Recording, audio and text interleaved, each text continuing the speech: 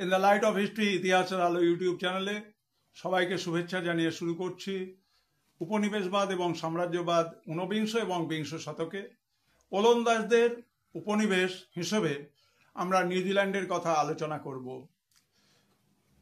আমরা England, France প্রভৃতি দেশের উপনিবেশের কথা জানি, কিন্তু ওলন্দাজদের উপনিবেশ বলতে গেলে হাতে গোনা ইন্দোনেশিয়াতে ছিল। কিন্তু নিউজিল্যান্ডে যে উপনিবেশ সেই সম্পর্কে আমরা বলছি যে এই নিউজিল্যান্ড অস্ট্রেলিয়া থেকে 1200 মাইল দূরে। অস্ট্রেলিয়া থেকে 1200 মাইল দূরে অবস্থিত নিউজিল্যান্ড প্রশান্ত মহাসাগরের একটা দ্বীপ রাষ্ট্র। 1642 সালে ওলন্দাজ নাবিক অবেল তাসমান, যার নামে তাসমান সাগর, তিনি নিউজিল্যান্ড আবিষ্কার করেন। এরপর ক্যাপ্টেন কুক 1769 সালে নিউজিল্যান্ড সেখানে পৌঁছন।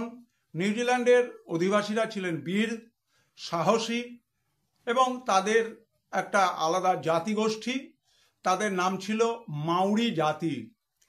এই মাউরি জাতি সহজে তাদের আধিপত্য মেনে নেয়নি এবং 1840 সালে দেখা যায় যে এই অঞ্চলের উপরে ব্রিটিশদের থাবা পড়েছে এবং সেই ব্রিটিশদের আধিপত্যের বিরুদ্ধে মাউরি উপজাতি সংঘাত শুরু করে এবং মাউরিরা ব্রিটেনের রাজা রানীর কাছ থেকে অধিকার ছিনিয়ে নেওয়ার চেষ্টা করে।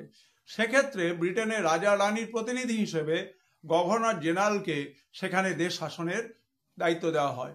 সুতরাং নিউজিল্যান্ডে ডাচ উপনিবেশ থাকলেও পরবর্তীকালে এখানে ইংল্যান্ডের শাসন কর্তৃত্ব কায়েম হয় এবং তার বিরুদ্ধে মাউরি জনগোষ্ঠীর আন্দোলন শুরু হয়।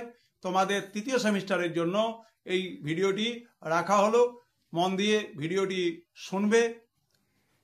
In the light off history ইতিহাসের আলো ইউটিউব চ্যানেলকে সাবস্ক্রাইব করবে।